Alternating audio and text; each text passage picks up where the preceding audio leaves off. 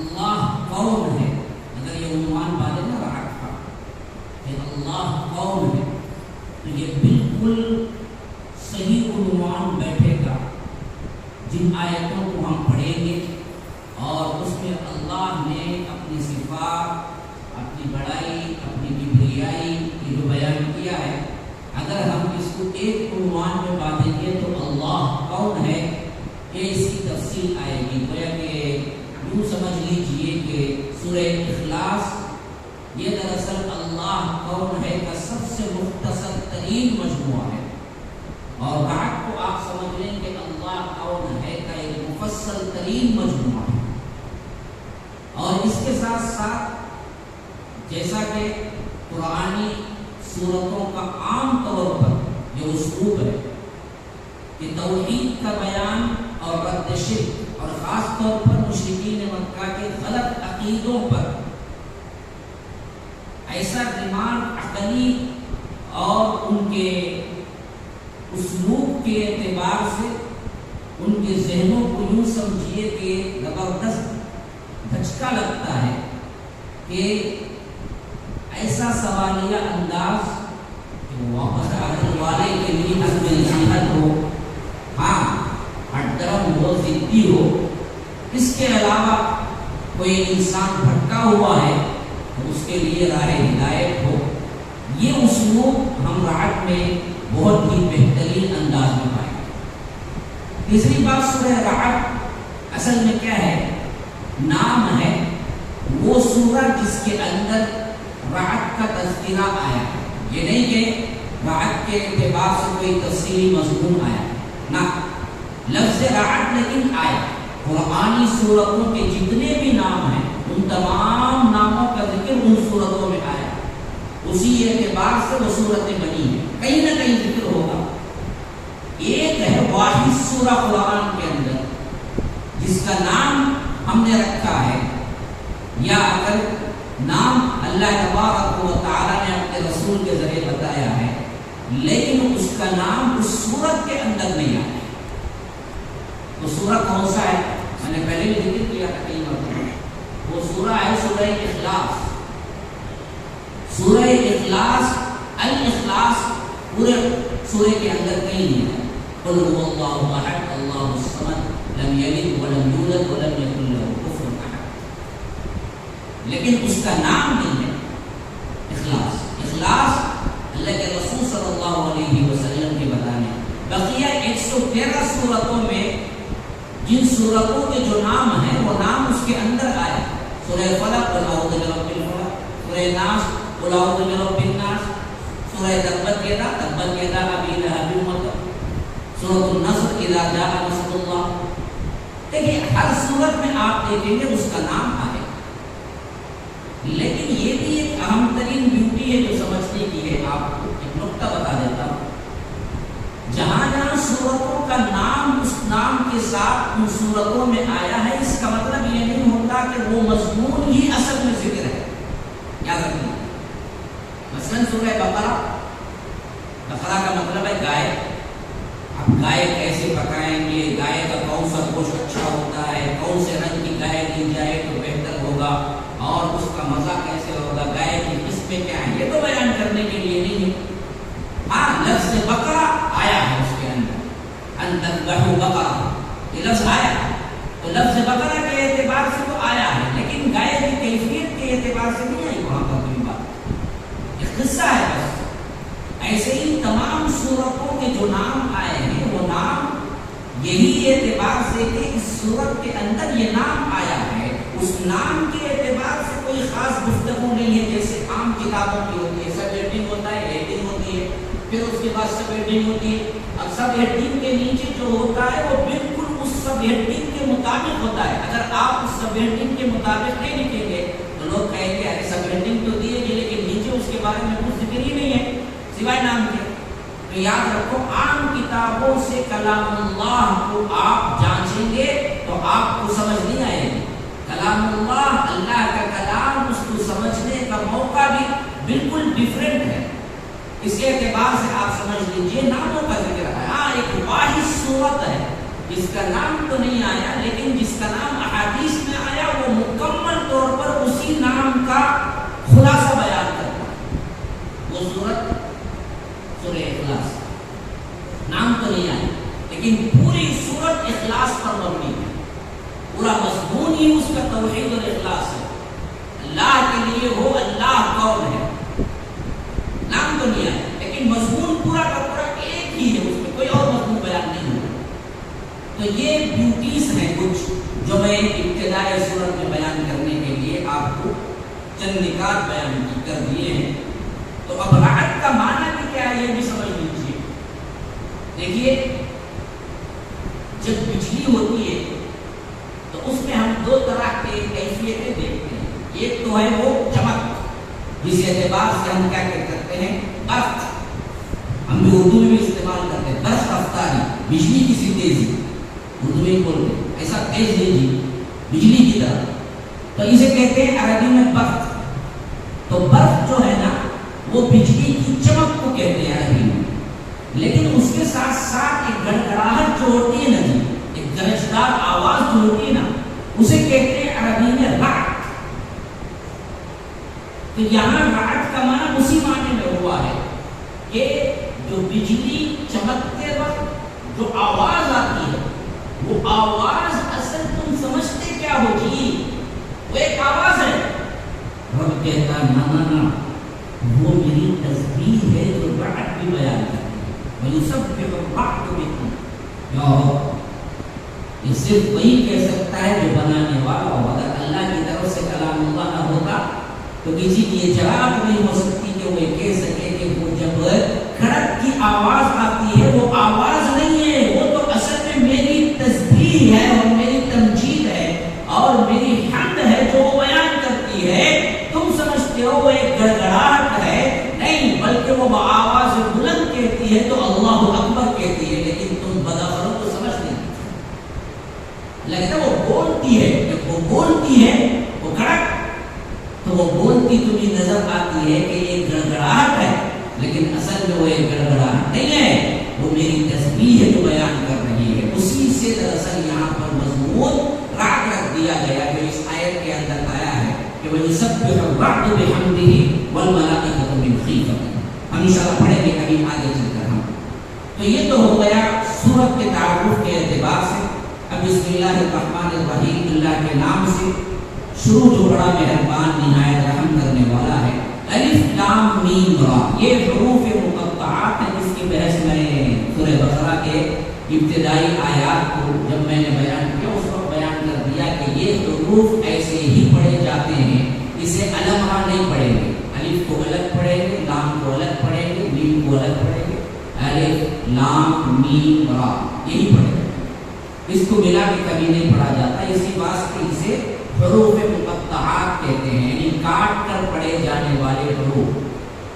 اور صحیح بات یہ ہے کہ اس کا معنی اللہ ہی بہتر جانتا ہے کہ اصل معنی کیا ہے۔ مفسرین نے اپنی رائے کے اعتبار سے بہت سی رائے بیان کیے ہیں، لیکن صحیح تر بات یہ ہے کہ اس کا علم کسی کے پاس نہیں ہے، جیسا کہ امام جلال الدین سیوطی وغیرہ اپنی کتاب کے اندر تفسیر جلالین میں جہاں پر بھی آیا ہے وہاں پر انہوں نے صاف لکھ دیا کہ اس کی مراد اللہ ہی بہتر جانتا ہے، اللہ اعلم بمراد، اللہ ہی اس کی مراد جانتا ہے، اصل معنی تو اللہ ہی جانتا ہے۔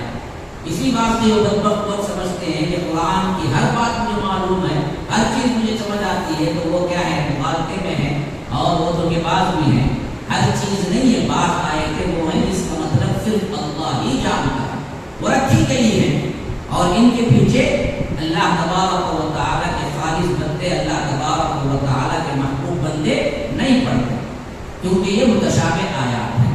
تو اس کا صحیح تر بات یہی ہے کہ اس کے معنی اللہ بہتر جانتا ہے۔ ہاں یہ ایک کی شکل میں آئے ہیں، دو کی شکل میں آئے ہیں، تین کی شکل میں آئے ہیں، چار کی شکل میں آئے ہیں، پانچ کی شکل میں آئے ہیں، اس سے اوپر نہیں آئے ہیں۔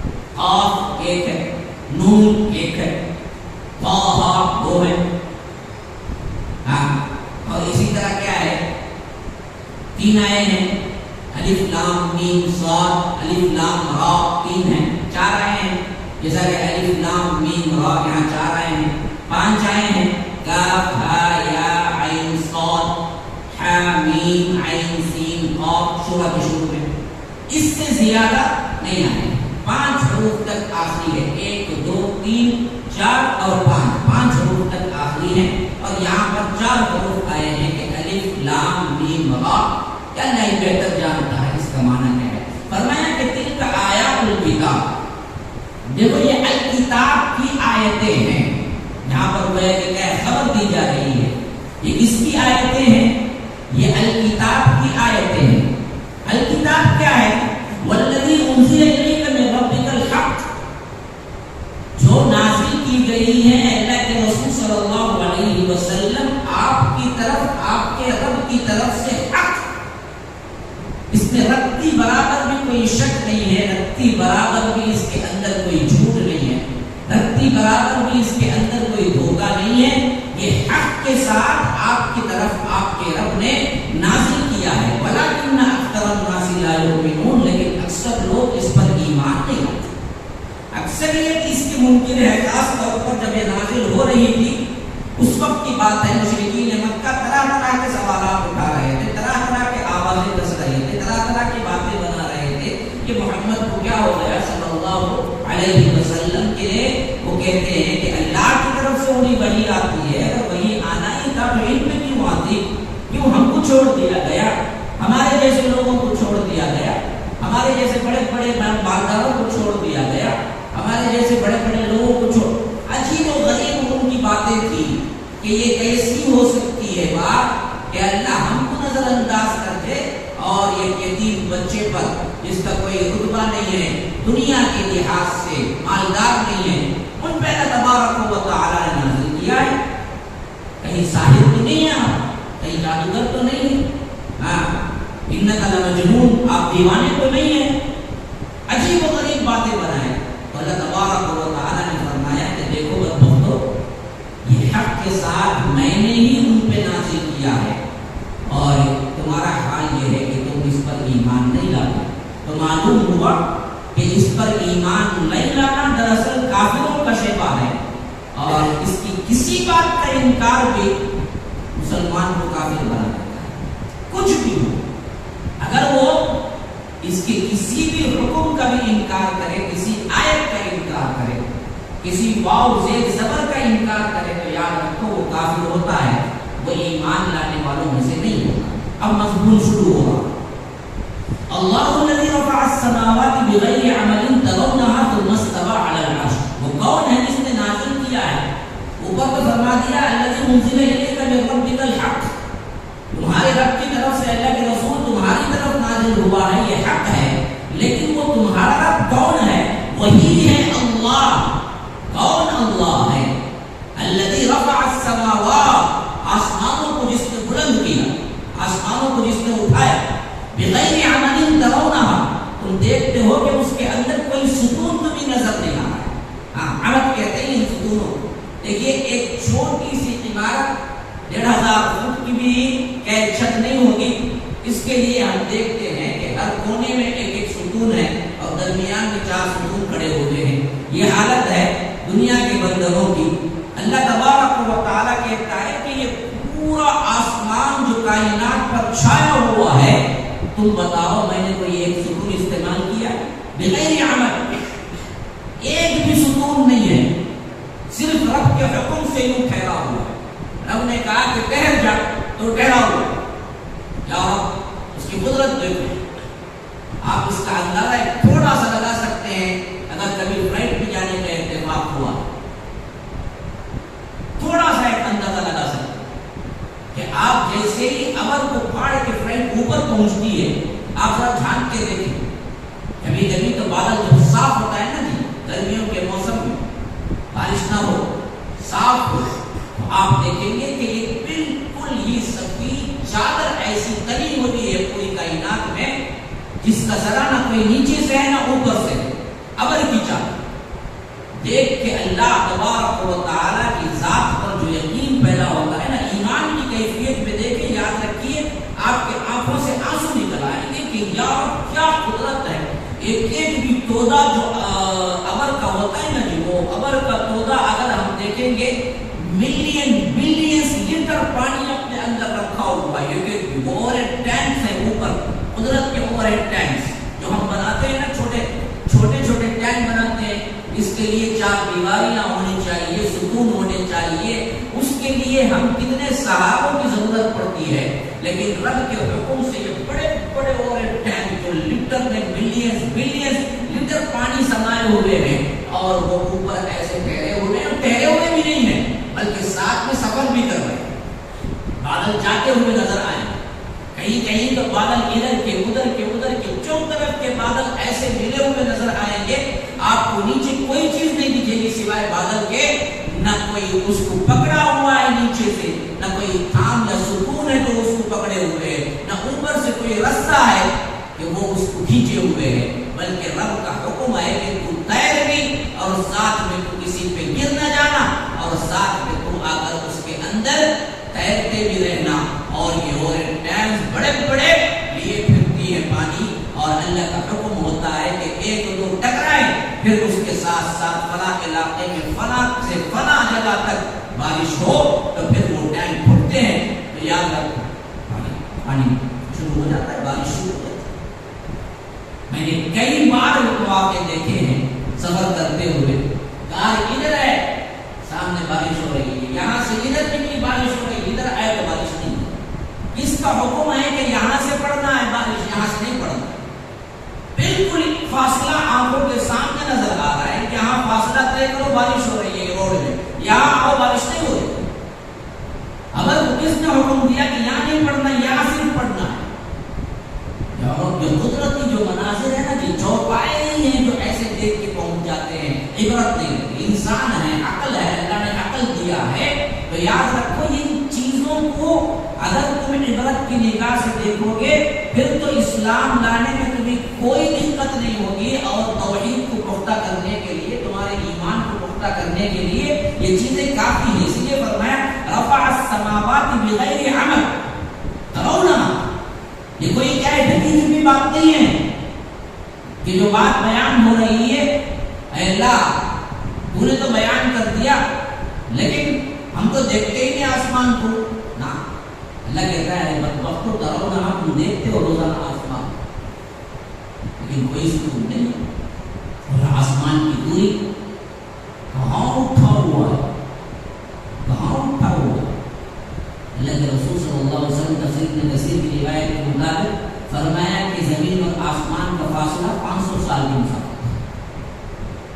500 سال کوئی بندہ گھوڑے کی تیز رفتاری پہ چلتا رہا، وہ بھی ایسے نہیں چلتا رہا، ایسے چلتا رہا، کیونکہ ایسے جانے کا جو فاصلہ ہے نا جی وہ تو ہم کلومیٹر میں بیان کر لیتے ہیں، اور 1 کلومیٹر کوئی معمولی فاصلہ نہیں ہوتا ہماری، لیکن یاد رکھو ایسے میں تیزے میں آپ جائیں گے نا بالکل ایسے اوپر میں 1 کلومیٹر بہت بڑا فاصلہ ہے، بہت بڑا فاصلہ، یاد رکھو 1 کلومیٹر جانے سے پہلے ہی آپ کو خبر آ جائے، کیونکہ یہاں کیا ہے جو چیز ایسے جا رہی ہوتی ہے وہ دراصل فاصلہ کم میں بہت جلد پہنچ جاتی ہے اوپر، لیکن اللہ کے رسول صلی اللہ علیہ وسلم فرماتے ہیں کہ یہ آسمان جو پہلا آئے گا نا جی وہ 500 سال ہے، وہ 500 سال ہے، اور پھر وہ آسمان کی لیول جو ہے نا یہ لیول اس کی تھکنیس کیا ہے، یوں پاؤ انچ بھی نہیں ہے، ناخن بھی نہیں ہے، اس کی تھکنیس یہاں سے شروع ہو رہی ہے یہاں ختم ہو جائے، اللہ کے رسول کہتے ہیں آسمان کی تھکنیس کیا ہے کہ یہاں سے یہاں تک کا فاصلہ بھی 500 سال، ایک تو زمین اور آسمان کا فاصلہ 500 سال ہے، ایک کنارے سے دوسرے کنارے تک کا فاصلہ بھی 500 سال، یہ تھکنیس صرف آسمان کی یہ تھکنیس 500 سال پر محیط ہے، اور یہ پہلا آسمان ہی ایسا نہیں ہے، 7 آسمان ایسے ہی ہے، پہلا آسمان زمین 500 سال، اور پہلے آسمان کی تھکنیس ایک کنارے سے دوسرا کنارہ 500 سال، پھر پہلے آسمان سے دوسرے آسمان کا فاصلہ 500 سال، پھر اس کی تھکنیس 500 سال، اس طرح 7 آسمان 3500 سال، اور 7 آسمانوں کی تھکنیس 3500 سال، تو خالی 7 آسمانوں کے سفر کے لیے 7000 سال فاصلے پہ لگ جائیں گے، فاصلے، پھر اس کے بعد کچھ اور ہے، ہاں پھر اس کے بعد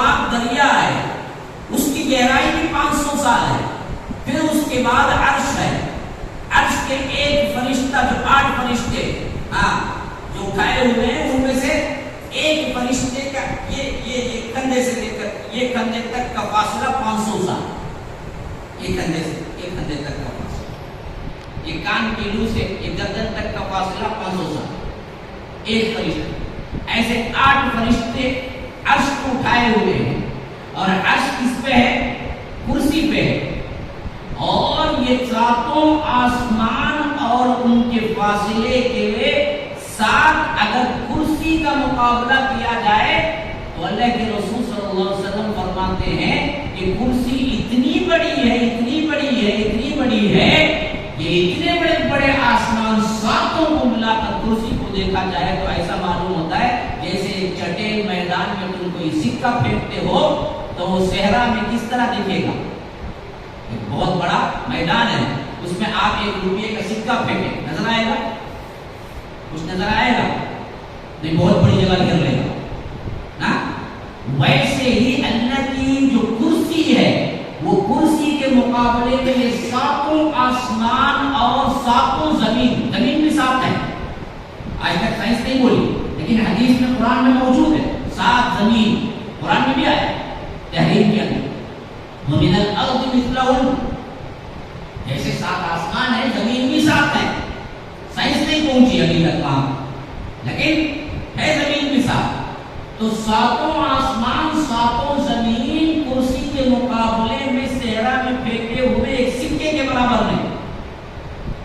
اور کرسی پہ جو عرش ہے وہ عرش اتنا بڑا ہے کہ عرش کے مقابلے میں کرسی کو دیکھیں تو وہ بھی صحرا میں پھینکے ہوئے ایک سکے کے برابر.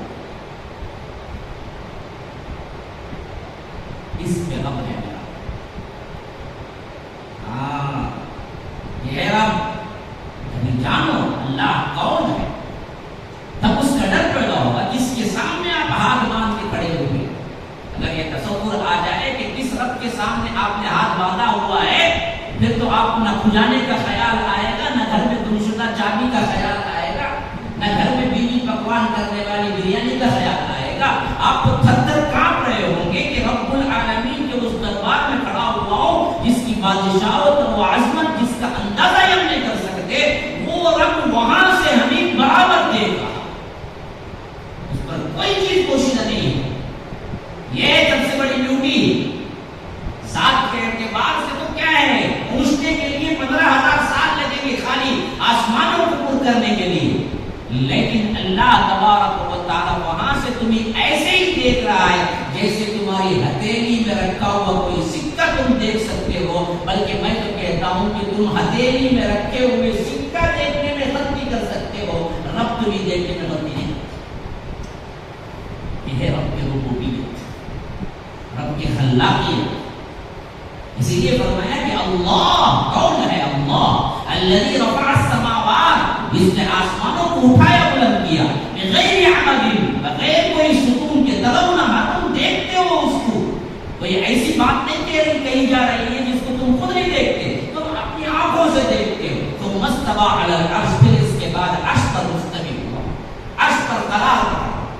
اسی لیے استوا کا لفظ آیا, عرش پر ہے. یہ نہیں بتایا گیا کہ عرش پر کیا ہے, بیٹھا ہوا ہے, کھڑا ہوا ہے. ہمارا عقیدہ صرف اتنا ہی ہے کہ اللہ عرش پر ہے. کیسے ہے کسی کو نہیں بتایا اور ہم بھی کسی کو نہیں کہہ سکتے. وہ کیفیت وہ رب ہی خود جانتا ہے. تو اس واسطے ہم جب بھی کہیں گے یہی کہیں گے کہ اللہ عرش پر ہے, اللہ عرش پر مستوی ہے, اللہ عرش پر بیٹھا ہوا ہے نہیں بولے غلط. اللہ عرش پر کھڑا ہوا ہے غلط. اللہ عرش پر لیٹا ہوا ہے غلط. کسی بھی کیفیت کا اظہار نہیں کیا گیا. استوا کا مطلب ہے ٹہر جانا. یہی لفظ استعمال ہوا ہے حضرت نوح کی کشتی جب ٹہری تھی جودی پہاڑ پر. قرآن میں یہی لفظ آیا کہ وغیظ الماء واستوت علی الجودی, جودی پہاڑ پر کشتی ٹہر گئی. اب کشتی کا ٹہرنا تو ہمیں سمجھ آتا ہے, استوا کا معنی ہے ٹہرنا, رکنا. لیکن جب یہ لفظ اللہ کے عرش کے ساتھ ملے گا ثم استوى علی العرش، پھر عرش پر وہ قرار پکڑا، پھر وہ عرش پر ہے، تو کیسے ہے یہ کوئی سوال ہے۔ اگر کوئی سوال اٹھا کے کیا سمجھاتا ہے تو یاد رکھو وہ بھٹکا ہوا ہے، بھٹکا ہوا۔ ہاں وہ بڑا مفسر نہیں ہے، وہ بھٹکا ہوا گمراہ ہے۔ جیسا کہ ہمارے یہاں وہ الیاس گھومن ہے، گھومن ہے کیا ہے پتہ نہیں، لیکن کیا نام لکھا جاتا ہے گھومن، بہت بڑے مناظر ہیں۔ ہاں اس کے حنفیت کے امام ہیں آج کے زمانے میں، آپ دیکھیے وہ کیا کہتے ہیں ان کی ویڈیو، وہ سمجھا رہے ہیں اللہ عرش پر ہے تو معنی کیا ہو گیا، اللہ چھوٹا عرش بڑا۔ تم کو کون چیز بولے، تم کو کون بولے کیفیت؟ ہاں یہ تو سوال ہے ہمارا، تم کیوں سمجھاتے ہو اللہ عرش پر ہے، عرش پر ہے بس مسئلہ ختم، میں کرسی پر ہوں، تو کرسی بڑی یا میں بڑا؟ کیا بھائی سو گئے؟ نہیں، میں کرسی پر ہوں بھائی، بڑی کون تھا؟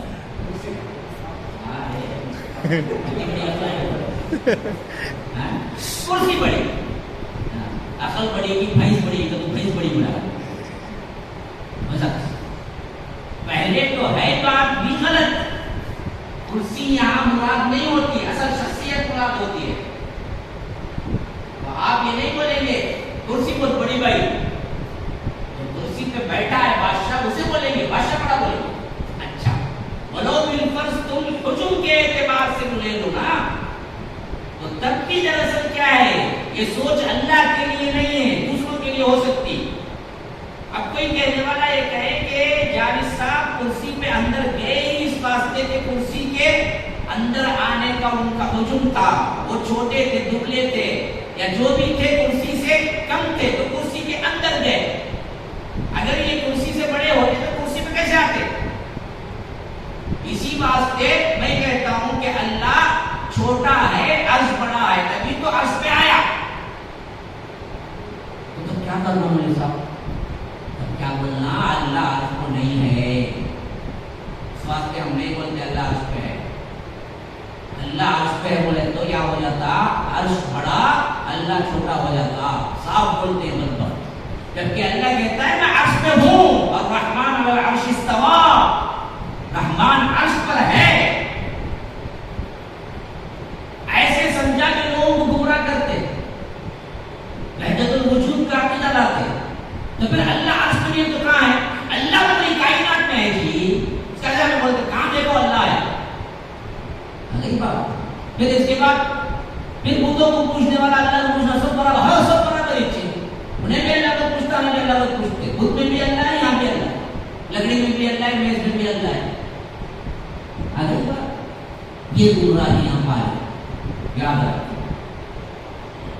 میں نے یہ عقیدے کی بات یہاں پر اسی واسطے چھڑی کہ آپ بات کو سمجھ جائیں، باوجود ہمارے اعتبار سے سوچنے کے کرسی جب بڑی ہوگی تبھی میں بیٹھ سکتا ہوں اندر، تو کرسی ہی بڑی ہوگی، میں چھوٹا ہوا حجم کے اعتبار سے، لیکن یہ کانسیپٹ اللہ پر نہیں آتا۔ کیوں نہیں آتا؟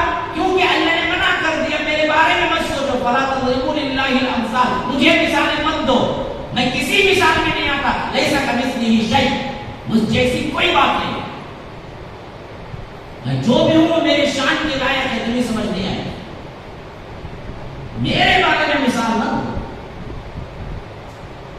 میرے سے کسی مثال کا کیا ہے کمپرومائز، کوئی مثال کی کیا ہے کمپیریٹو میں مت لاؤ، کیوں؟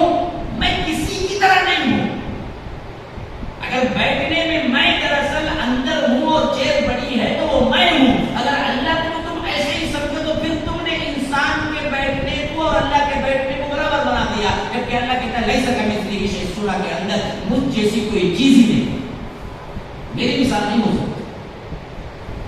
باوجود اللہ عرش پر ہے، باوجود اللہ عرش پر ہونے کے، اللہ بڑا ہے عرش چھوٹا ہے، یہی ہمارے ایمان۔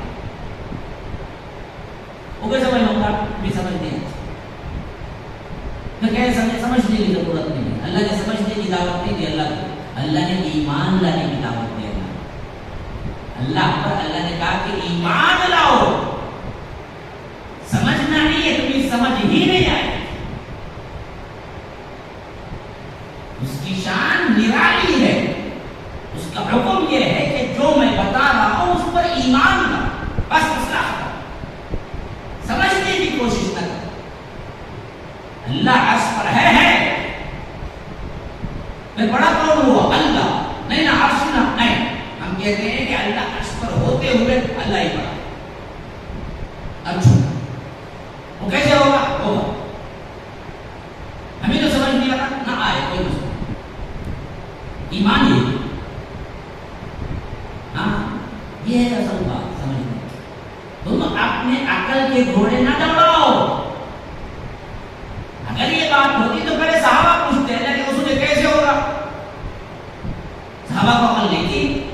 کیوں نہیں پوچھا اس وقت؟ کیوں نہیں بتایا کہ رسول تفصیل سے؟